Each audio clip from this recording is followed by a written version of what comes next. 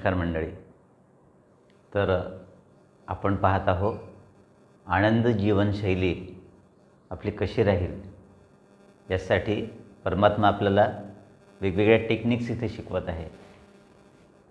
त्यातली पहिली टेक्निक आपण पाहिली होती की आपण सर्वजण एक आत्मा आहे. प्रत्येकजण अलग अलग आत्मा आहे.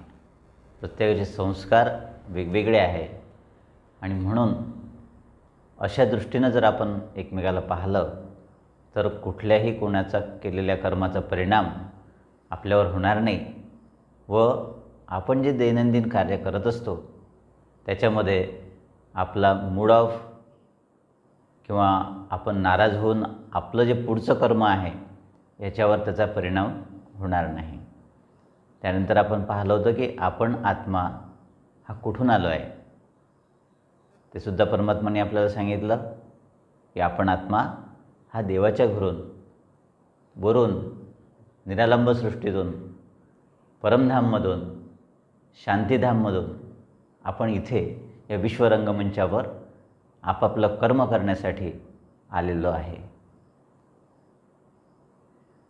आपण हे सुद्धा पाहिलं होतं की तो परमपिता परमात्मा हा कुठे राहतो.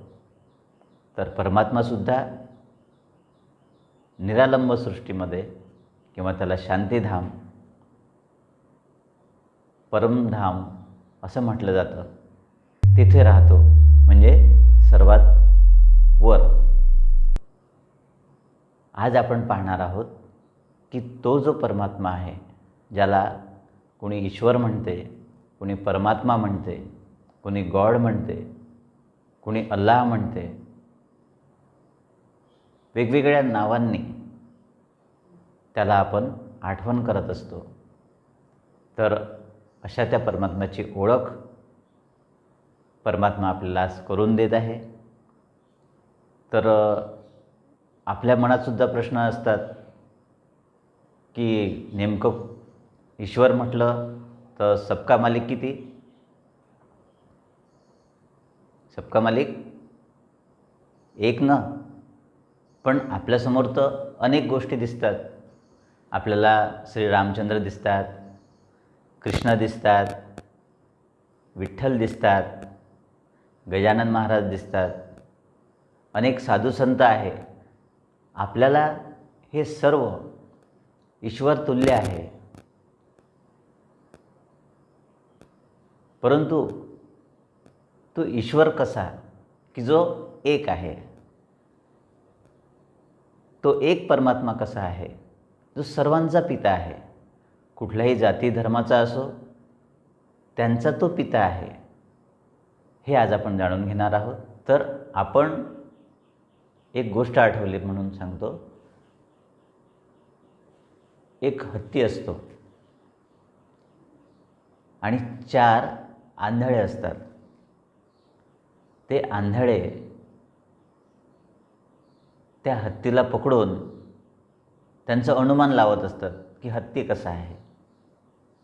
मग ज्याच्या हातामध्ये हत्तीची सोंड लागते तो म्हणतो की हत्ती हा मुसळासारखा आहे.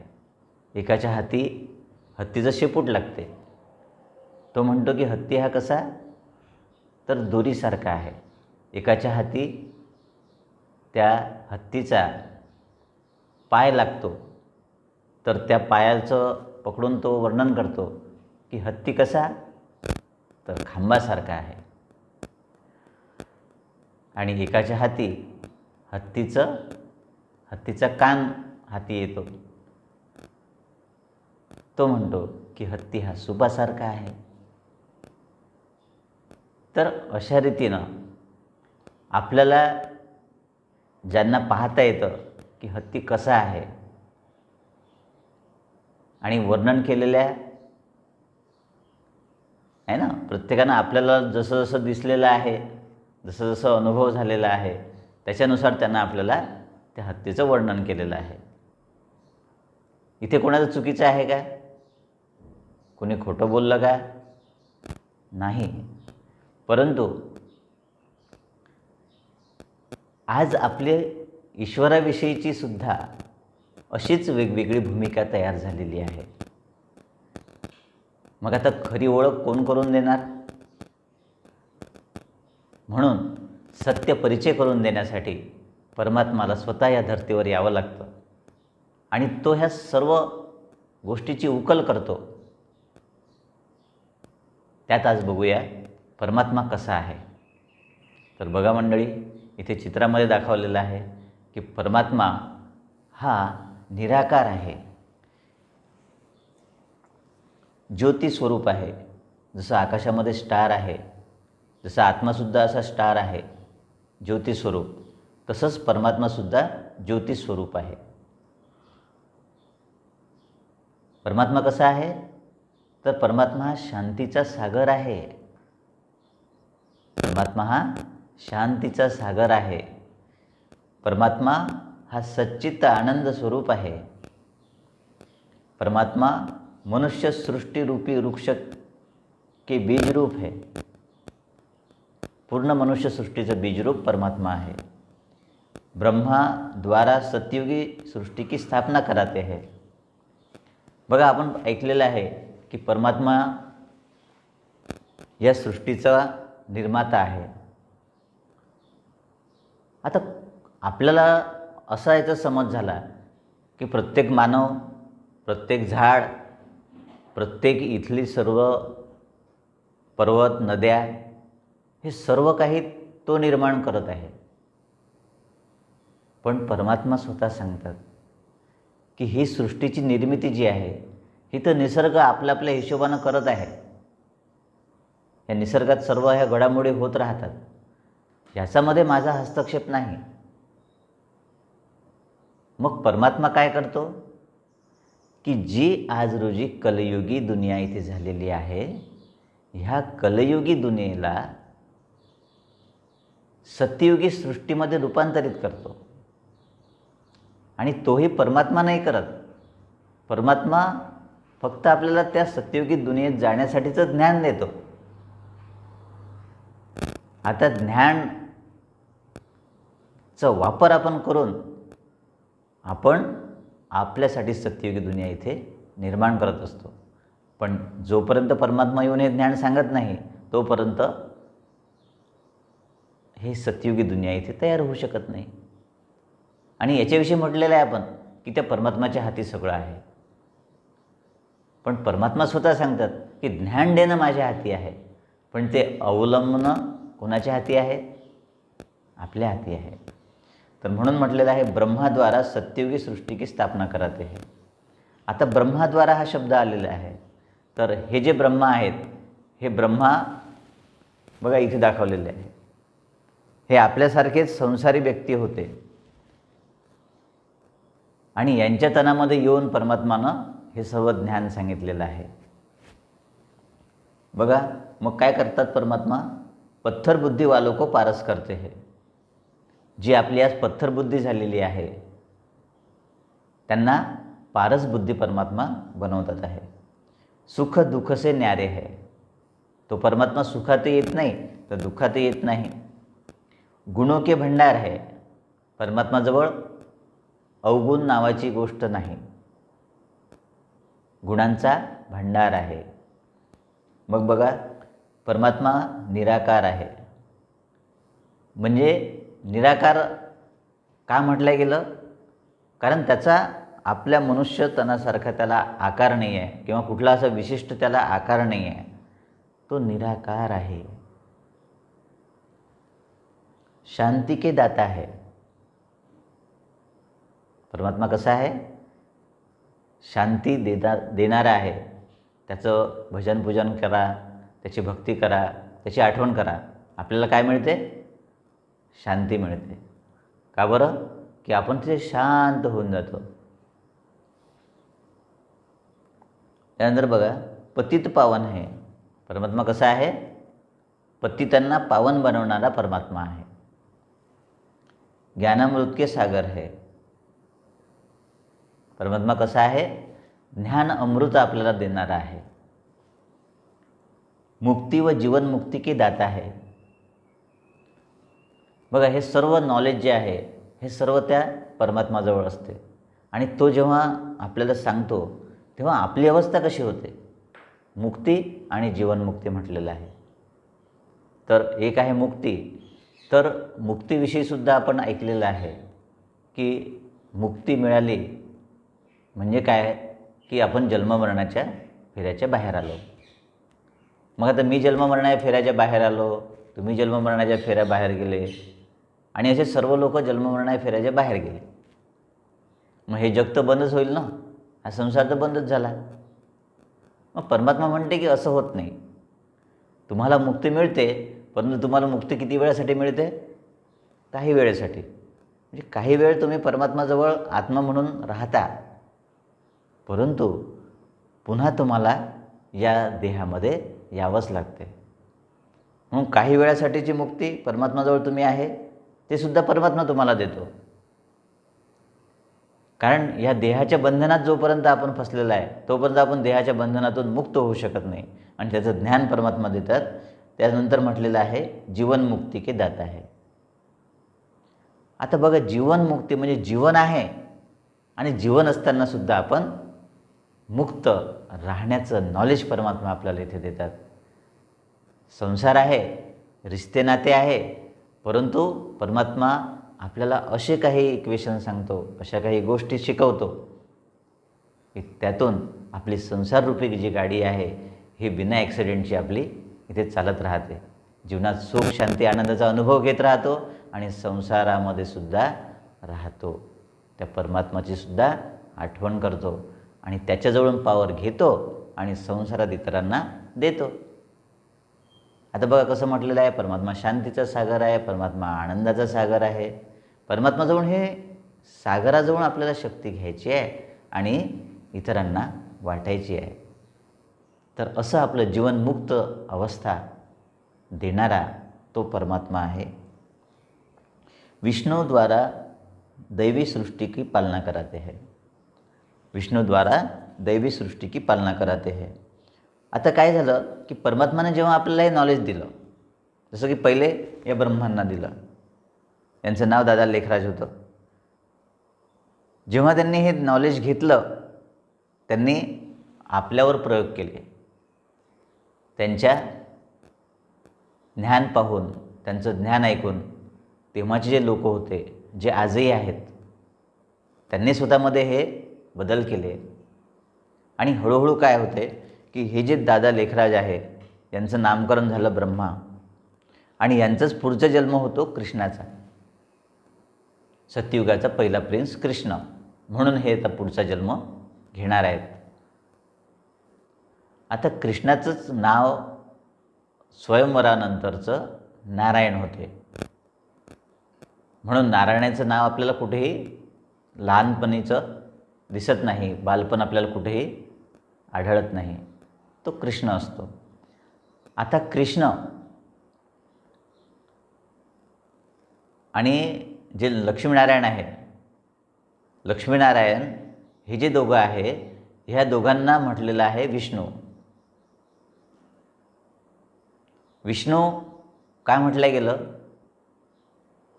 कारण तिथे विष नाही. सत्युगामध्ये दुःख, अशांती, चिंता, काम, क्रोध, लोभ, मत्सर हे विष नाही, म्हणून म्हटलेलं आहे विष्णू. तर असे विष्णूद्वारा दैवी सृष्टी की पालना करते है.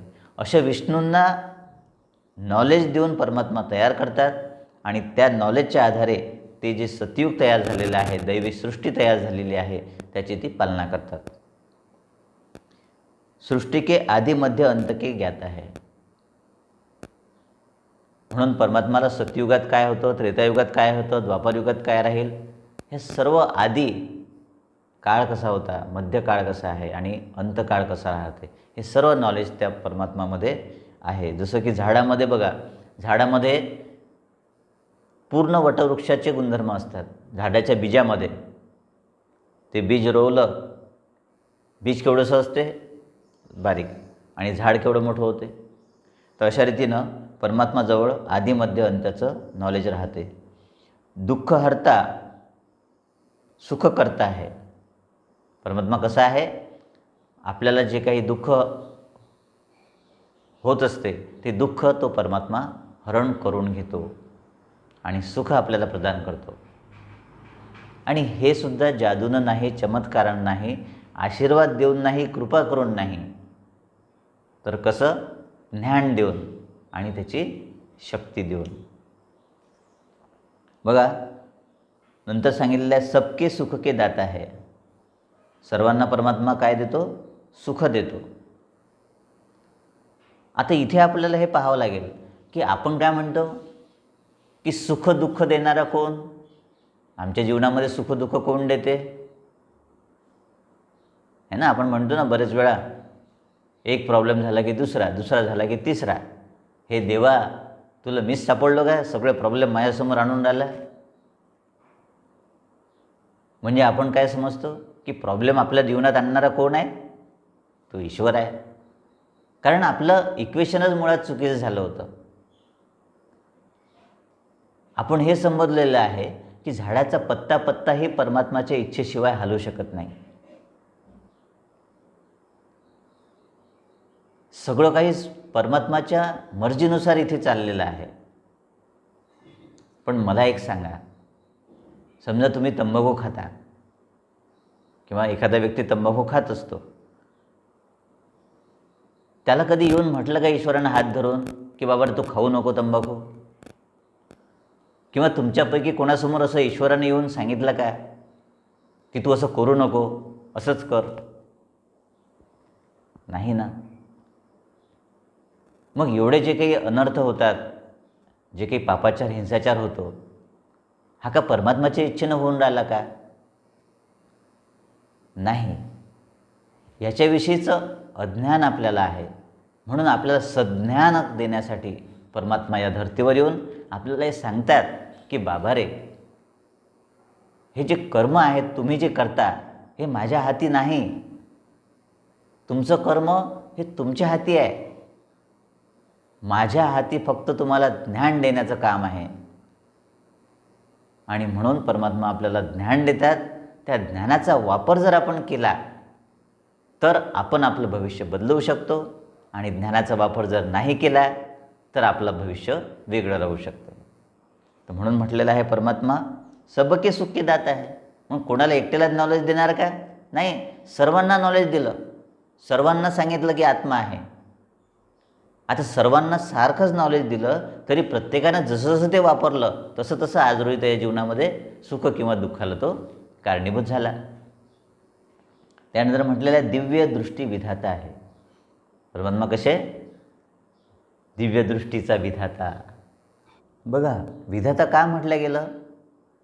कारण परमात्मा आपल्या संसारामध्ये आपण कशा रीतीनं व्यवहार करायचा आहे, की ज्या व्यवहारामुळे आपले पुढील भवितव्य सुखमय, शांतमय, आनंदमय राहील याचं विधान सांगतो. म्हणून त्याला विधाता म्हटलेलं आहे. दिव्य दृष्टी विधाता है.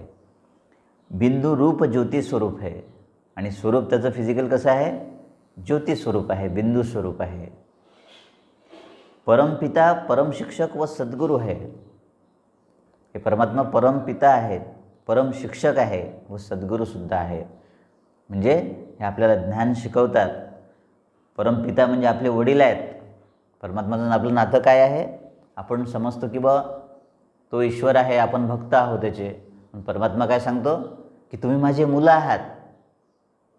आता भक्त आणि ईश्वर आणि मुलगा आणि बाप याच्यामध्ये फरक वाटतो की नाही? परमात्मा सांगतात आपल्याला की तुम्ही सर्व माझे मुलं आहे. परमात्मा आपला बाप आहे, परमपिता आहे, परम शिक्षक आहे. आपल्याला शिकवतात ज्ञान. हे पूर्ण नॉलेज परमात्मा आपल्याला देतो. आणि सद्गुरू आहे. सद्गुरू म्हणजे काय? जो आपल्या जीवाला तारून नेतो. जीवतारक म्हणून त्या परमात्माला एक नाव दिलेलं आहे, जीवतारक. जीवाला तारून नेणारा, जीवाचा उद्धार करणारा. आता आपण म्हटलेलं आहे की उद्धार करणारा परमात्मा. आता परमात्मा कसा बरं आपला उद्धार करेल? मग आपण गोष्टी ऐकलेल्या आहे की अहिल्याचा उद्धार झाला, रामाने स्पर्श केला. ज्या अहिल्याची शिळा झाली होती, दगड झाला होता, त्याचा पुन्हा मानव बनला. ॲक्च्युली आपलं कसं आहे की आपण जे पत्थरबुद्धी झालेलं आहे, जे बुद्धीनं आपल्याला काय करावं काय करावं नाही केलं नाही पाहिजे हे आपल्याला समजत नाही. आणि अशांना परमात्मा नॉलेज देऊन, जे आपण दगडाचे बुद्धीचे झालेलो होतो त्यांना आपल्याला परमात्मा पारस बनवतो. आणि म्हणून अशा रीतीनं तो आपली सद्गती करतो आहे, म्हणून त्याला सद्गुरू म्हटलेला आहे, जो गुरूंचाही गुरु आहे. कारण बघा, गुरु हा त्या परमात्म्याचं ध्यान करत आहे. आपले जे सर्वांचे गुरु आहेत हे कोणाचं ध्यान करतात? हे त्या परमपित्या परमात्म्याचं ध्यान करत आहे. म्हणून गुरूंचाही गुरु सद्गुरू तो निराकार परमात्मा आहे. नंतर सांगितलेलं आहे ब्रह्मा विष्णू शंकर के रचयिता त्रिमूर्ती है. या तिघांना सुद्धा रचणारे परमपिता परमात्मा आहे. कर्मों की गति को जानने वाले है. कुठली कर्म केल्यानं कुठली गती प्रदान होते हे परमात्मा जाणतो. दिव्य बुद्धी के दाता है. परमात्मा अशी आपल्याला दिव्य बुद्धी प्रदान करतो की ज्या बुद्धीतून आपण शुद्ध होत राहतो, बुद्ध होत राहतो आणि पुढे देवी देवता होतो. प्रेम के सागर है. परमात्मा क्या है? प्रेमाचे सागर आहेत. त्यानंतर म्हटलं आहे सद्गती दाता है, अकाल मूर्त है, आनंद के सागर है. परमात्मा जन्म मरण से न्यारे है. हा जन्म मरणाचा वेगळा आहे. गर्भाद्वारे परमात्माचा जन्म होत नाही. तो अजन्मा आहे, अभोक्ता आहे. म्हणून आपल्या मानव जातीला कसं गर्भातून आपल्याला जन्म होतो व आपण हे शरीर सोडून निघून जातो, असं जन्म मरणाच्या बाहेर आहे. मग परमात्मा आपल्याला ज्ञान कसं देतात? तर परमात्मा परकाया प्रवेश करून आपल्याला ज्ञान देतात. दादा लेखराज यांच्या तनामध्ये परमात्म्याचं अवतरण होते आणि मग आपल्याला यांच्या मुखाद्वारे आपल्याला हे ज्ञान जे परमात्माजवळ असते ते यांच्या मुखातून आपल्याला मिळते. जन्म मरण से न्यारे है, नर से श्री नारायण बनाने वाले है. आपण जे म्हटलेलं आहे की नर ऐसी करनी करे कि नर का नारायण बन जाए और नारी ऐसी करनी करे कि नारी की श्री लक्ष्मी बन जाए. तर परमात्माचं नॉलेज जर आपण घेत राहिलो तर आपण एक दिवस नारायण बनल्याशिवाय राहत नाही.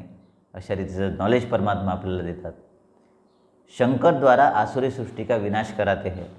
जे काही आसुरी सृष्टी आहे, जे काही आपल्या आतमध्ये त्याला म्हणता येईल, तमोगुण म्हणता येईल, किंवा या सृष्टीमध्ये जे काही तमोप्रधानता आलेली आहे किंवा आसुरी प्रवृत्ती इथे झालेली आहे, या सर्वांचा नाश परमात्मा त्याला परमात्माने म्हटलं आहे की शंकरद्वारे आसुरी शक्तीचा विनाश इथे होतो आहे.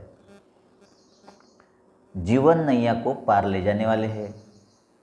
आणि आपल्या जीवनाच्या जी काही भवसागरात आपल्याला नैया आपली अशी वाटते की डुबलेली आहे किंवा आपल्याला असं वाटते की भवसागरात आपली नैया कशी तरून जाईल, तर ते परमात्मा आपल्याला नॉलेज देतात. संसारातच राहून तुम्हाला असं नॉलेज देतात की तुमची जीवनरूपी नैया पार होऊन जाते. काल के पंजे से छुडाने वाले है. आपल्याला परमात्मा हे सुद्धा नॉलेज सांगतात की तुम्ही आत्मा आहे, तुम्ही कधीही मरत नाही. मरते काय? शरीर नाशिवंत आहे, 5 तत्वाचं बनलेलं शरीर आहे, पण तुम्ही ते 5 तत्वाचं बनलेलं शरीर नाही. तुम्ही एक चैतन्य आत्मा आहे. हा आत्मा अजर आहे, अमर आहे, नित्य आहे, अविनाशी आहे. नैनं चिंदन्ति शस्त्रांनी गीतेमध्ये वर्णन केलेलं आहे. ब्रह्मलोक के वासी है. आणि राहणारे कुठे आहे? ब्रह्मलोक, जे निराकारी दुनिया आहे, ज्याला परमधामसुद्धा म्हटलेलं आहे, अशा ठिकाणचे रहिवासी आहेत परमात्मा. तर अशा रीतीनं परमपिता शिव परमात्मा, आणि परमात्माचं नाव जे आहे हे नाव आहे शिव. हे कल्याणवाचक नाव आहे म्हणून त्याला शिव म्हटलेलं आहे. आणि गीता ज्ञानदाता आहे. म्हणून हे जे गीतेमध्ये ज्ञान दिलेलं आहे हे त्या निराकार परमात्मानं आपल्या प्रत्येक आत्म्यासाठी हे ज्ञान दिलेलं आहे. आपण ऐकलेलं आहे की अर्जुनाला भगवान श्रीकृष्णानं नॉलेज दिलं, तर निराकार परमात्मानं आपण निराकार आपल्या प्रत्येक मुलांना प्रत्येकासाठी हे ज्ञान आहे. तिथे गीतेमध्ये सर्व अलंकारित आपल्याला सांगण्यात आलेलं आहे की अर्जुन म्हणजे कोण? जो अर्जन करतो, ज्ञानाचं अर्जन करणारा. आपण प्रत्येक आत्मा अर्जुन आहे आणि आपल्या प्रत्येकाच्या जीवनामध्ये ते जे ज्ञान त्यांनी सांगितलेलं आहे हे जीवनामध्ये आपल्याला वापरण्यासाठी दिलेलं आहे. ते निराकार परमात्म्यानं आपल्याला दिलेलं आहे. मग आपल्याला असा प्रश्न निर्माण होत असेल की मग हे ईश्वर ते की ज्यांना सर्व धर्माचे लोक मानत असतील, आहे ना? कारण सबका मालिक किती? एक. तर परमात्मा ते सुद्धा आपल्याला सांगतात की हा निराकार परमात्मा. नाहीतर असं होतं की हा काही ओम शांतीचा परमात्मा आहे का? हा वेगळाच मार्ग निघाला ओम शांतीचा. मग सगळं संप्रदायामध्ये तसेच तर किती संप्रदाय आहे, अलग अलग वेगवेगळे संप्रदाय, नवीन नवीन तयार. हा कोणता निघाला ओम शांतीचा संप्रदाय? हा असं काही कुठला वेगळा संप्रदाय नाही आहे. परंतु एक परमात्मा कसा आहे? ज्या एकाला सगळे धर्माचे लोक मान्यता देत आहे, त्या एकाचीच पूजा करत आहे, परंतु पूर्णतः जाणत नाही. म्हणून परमात्मा आपल्याला हे नॉलेज सांगतात की तो एक कसा आहे. तर परमात्माने सांगितलं की तो परमात्मा निराकार आहे. आता रामेश्वरमला पहा, पिंड आहे, शिवाची पिंड दिलेली आहे. आता ह्या पिंडीमध्ये जो हा पॉईंट आहे, हा पॉईंट म्हणजे परमात्माचं स्वरूप आहे. आता हे परमात्माचं स्वरूप पूजण्यासाठी आपण त्याला थोडा मोठा आकार केला आणि त्याची पूजा करायला लागलो. अशा रीतीनं शिवलिंग इथे आपण स्थापन केलेलं आहे. आता असं शिवलिंग अमरनाथला तयार होते बर्फाचं, त्याची आपण पूजा करतो. विश्वनाथला सुद्धा शिवलिंग आहे, सोमनाथला सुद्धा शिवलिंग आहे आणि पशुपतीनाथला सुद्धा शिवलिंग आहे. हे सर्व लिंग फॉर्म काय सांगते आपल्याला? की परमात्मा निराकार आहे, त्याला कुठल्याही मानवाचा शारीरिक आकार नाही. आता हे सर्व वेगवेगळ्या प्रांतातील आहेत, तरीही लिंग फॉर्ममध्ये आहे, म्हणजे निराकाराचं सूचक आहे. त्यानंतर बघा, आता मुस्लिम लोकांमध्ये जर पाहिलं तर मक्का आणि मदिनेला, संगी औषध मक्काला काय आहे? तर असंच पवित्र दगडाच्या आकाराचंच तिथे एक जो निराकार परमात्मालाच ते पूजन करतात. तर अशी तिथे एक दगड आहे की त्याला ते अल्लाचं प्रतीक, अल्लाह म्हणजे भगवान निराकार परमात्मालाच ते मांडतात. आणि त्याच्यामध्ये म्हटलेले आहे कुराणामध्ये की परमात्मा कसा? तर नूरे जहां, नूर माना प्रकाश, प्रकाशरूप परमपिता परमात्मा आहे जो निराकार आहे, कुठल्या मूर्तीमध्ये नाही, तर मूर्तीचा मध्ये नाही, हे पैगंबरांनी तिथे सांगितलेलं आहे. मग दाखवलं जपानमध्ये ध्यानस्थिती. जपानमध्ये सुद्धा असं पिंडीच्या आकाराचंच पॉईंटकडे ते ध्यान लावत असतात, त्यांना ईश्वर समजत असतात. त्यानंतर ख्रिश्चन धर्मामध्ये येशूंनी त्यांना सांगितलेलं आहे की परमात्मा गॉड इज लाईट, परमात्मा ज्योती स्वरूप आहे. आणि म्हणून प्रत्येक चर्चमध्ये आपण पाहतो की कॅन्डल्स जाळत असतात. मग येशूंनी कधी असं म्हटलं नाही की मी परमात्मा आहे. किंवा याच्यासोबत दाखवलेले आहेत गुरु नानक, पंजाबी शीख लोकांचे धर्मगुरू, धर्मसंस्थापक, की त्यांनी सांगितलं की एक ओंकार निराकार. बघा कुठे आहे नजर? वर आहे. बोट कुठे आहे? वर आहे. येशूंचं बोट कुठे आहे? वर आहे. या सर्वांनी काय सांगितलं की तो एक परमात्मा वर राहतो आणि कसा आहे? एक ओंकार निराकार निर्वैर, ज्याचं कोणाशीच वैर नाही आहे, असा निर्वैर परमात्मा आहे. आणि कोणी यातल्या धर्मात्माने असं म्हटलं का की मी परमात्मा आहे? आतापर्यंत जेवढे साधू संत श्रेष्ठ लोक होऊन गेले त्यांनी कधी म्हटलं का की मी परमात्मा आहे, तुम्ही फक्त माझीच पूजा करा? कुठल्या गुरुनं आपल्याला असं सांगितलं काय? नाही. उलट सर्वांनी काय सांगितलं? त्याची पूजा करा, त्याची पूजा करा. इव्हन सर्वांचा आदी गुरु जे दत्तात्रय महाराज आहेत, दत्तात्रय महाराजांसुद्धा संवाद आहे की मी दत्तात्रय तो आनंद, मी दत्तात्रय तो आनंद, तुम्ही त्याची पूजा करा, त्या आनंदाची पूजा करा. तो सर्वांचा बाप आहे, तो माझाही बाप आहे. आणि अशा रीतीनं सर्व धर्मात्मांचा सर्व आत्माओं परमपिता परमात्मा निराकार आहे. आणि अशा रीतीनं आपल्याला हे सत्यपरिचय आज मिळालेला आहे की परमात्मा हा निराकार आहे, तो शांतीचा सागर आहे, तो आनंदाचा सागर आहे. आता हा जो परिचय आपल्याला मिळालेला आहे, तर आपलं कर्तव्य काय आहे? सत्यपरिचयाने त्याची आठवण करणे. याला म्हटलेलं आहे यथार्थ रीतीनं त्याची आपण आठवण करणे. कसा आहे परमात्मा? शांतीचा सागर. म्हणून त्याची आठवण करताना आपल्याला हे आता माहिती झाली, म्हणून आपलं मन आता कुठेतरी एका ठिकाणी स्थिर होण्याला मदत होईल. परमात्मा कसा आहे? पॉईंट ऑफ लाईट कुठे आहे? तो वर आहे. आणि कसा आहे? तर शांतीचा सागर आहे, आनंदाचा सागर आहे, प्रेमाचा सागर आहे. तर ह्या भावनेमध्ये राहून आपण त्याची आठवण करायची आहे. तर उद्यापर्यंत तुम्हाला हे होमवर्क राहणार आहे की परमात्मा आनंदाचा सागर आहे, प्रेमाचा सागर आहे. हे वारंवार चिंतन केल्यानं काय फरक पडणार आहे? कारण ज्याचं जसं आपण चिंतन करतो, जे जे आपण चिंतन करतो तसे आपण बनत असतो. म्हणून या दुःख अशांतीच्या वातावरणामध्ये दुःख अशांतीचं जर चिंतन केलं तर आपण सुखशांती मिळवू शकतो का? नाही मिळवू शकत. म्हणून आपल्याला कोणतं चिंतन करावं लागेल?